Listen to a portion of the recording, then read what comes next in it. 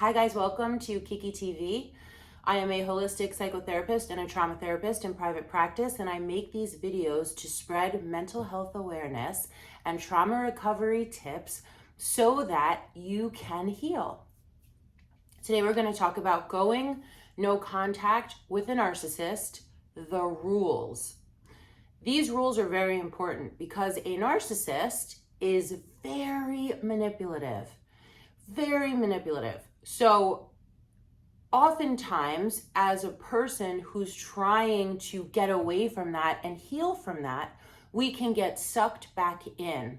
And they know that. And they try all these different ways of pulling us back in.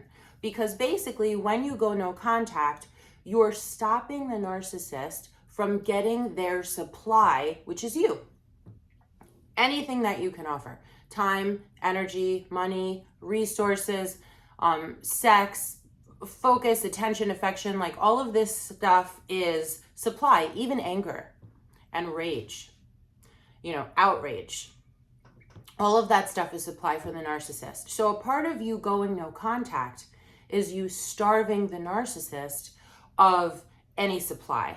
And you going back gives them a taste and opens you up to be manipulated again. And the road to recovery of healing from narcissistic abuse, it takes time, it takes trauma therapy, it takes, relearning who you are and what you believe, because gaslighting is a horribly destructive manipulation tactic.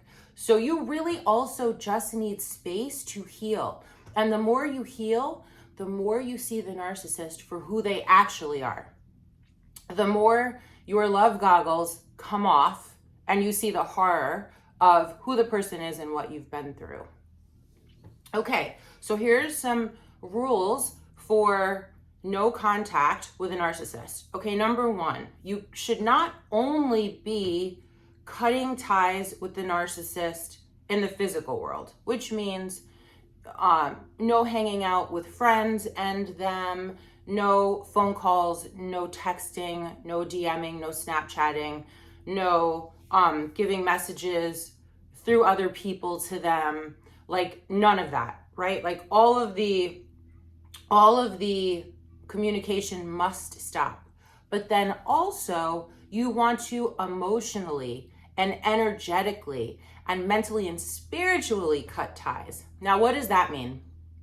It means that you work on not thinking about them all the time, not ruminating and obsessing over what happened. You don't stalk their Instagram or their Snapchatter. Like you're not looking at their TikTok, because, by the way, what they do is they'll know that you're going to do that because they're manipulators and they have like a sixth sense for how to take advantage of people and work people.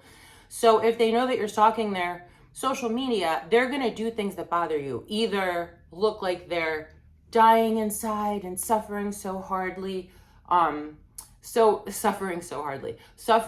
much because you have left them, right? So manipulating you through guilt and your empathy, which makes you beautiful, but your empathy also opens you up to all of the manipulation tactics because you are thinking with your heart and not your intellect. Or they'll show their new person that they're totally in love with, which will also make you feel horrible and, perhaps manipulate you into wanting them back. So really, no social media, but also like no thinking about them, no ruminating about them. I'm not saying that this is easy. I'm saying work on it. There's this thing called cognitive behavioral therapy, thought stop. You notice that you're thinking about it, you stop that and you replace it with something better. Okay, because you're gonna have to create new synapses, new neural pathways in your brain that you have a life without them, and maybe do fun things that keep your mind off of it, because you want to be separating yourself emotionally, mentally, and energetically. Why? Because first of all, you want to figure out who you are without them, but also there's these cords that happen energetically to people. Like, you know how sometimes you know when someone's thinking about you? You're opening up the door to them when you're focused on them. You're almost like attracting you to them. And you can always say no. And listen, you could cut spiritual cords. I cut spiritual cords all day long in my private practice. I just snip the cords so that I am not connected to anyone suffering in pain once our therapy session is over. So you can do that with someone that you're breaking up with who's toxic. Just keep cutting the cords. Keep cutting the cords. But all of your thinking about them and feeling about them and stalking them and wishing things were different, none of that is helpful. Work on going to therapy, going to trauma therapy. Oftentimes, trauma makes us ruminate. So you heal the trauma, you can heal the rumination, but really try to have that no contact be in all of the ways. Okay, so they're definitely going to try to call you for closure, right? It's a way of them getting in. I just need to say to you that you're never going to get closure from a narcissist. It is a manipulation tactic to hoover you, which means suck you back in like a vacuum cleaner. So even if you want closure, just understand that you're not going to get it from them. Closure means that you talk about what happened in an honest way, how what each person could have done better, where things went wrong, having the person understand how you feel, understanding how they feel. None of that is possible with a narcissist. They don't have empathy and they don't have insight. And honestly, many of them have a sadistic nature where they actually enjoy watching you be in pain. They will manipulate you to watch you be in pain sometimes in this closure talk. I've seen that. So forget closure. You get closure with yourself. Why did I let this happen? How can this never happen again? What in my past leads me to experience this kind of emotional, mental, maybe physical, maybe financial, maybe sexual abuse? Like, how did I get here? What made it okay in my past? And how can I clean that up so I can move forward in a self-loving way where I'm taking care of myself and I have boundaries and I'm healthy and happy in a healthy relationship? First with myself, but then with other people. So forget closure. Get the closure with yourself. You're never going to get it with a narcissist. Narcissists like to love bomb. Love bombing is when they're like lavishing you with a whole bunch of stuff. Emotion, affection, attention, maybe, like riches or whatever it is, gifts and their time and their energy and their focus, which feels very good. It's love bombing and it's not real.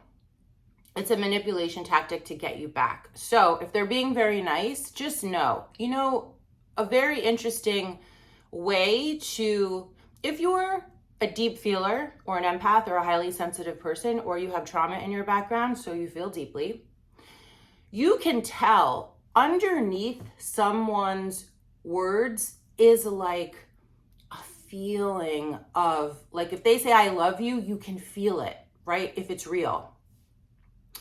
A narcissist, a sociopath, a psychopath, they say these words, but there's no emotionality underneath, so it feels empty. Tune into your body.